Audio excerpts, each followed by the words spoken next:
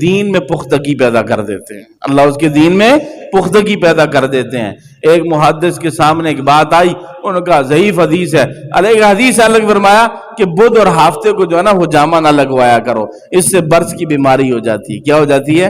برس کی بیماری ہو جاتی ہے، رسول اللہ نے منع فرمایا، حدیث ضعیف ہے۔ اس محدث نے کہا ضعیف ہے چھوڑو، انہوں نے لگوا لی ہے حجامہ، ہفتے کو کروا لیا، ان کو برس کی بیماری ہو گئی۔ رسول اللہ کی خواب میں زیارت فرمایا، رسول اللہ ہوا، فرمایا کہ آپ نے کیوں کیا؟ فرمایا اس کی سند ضعیف تھی۔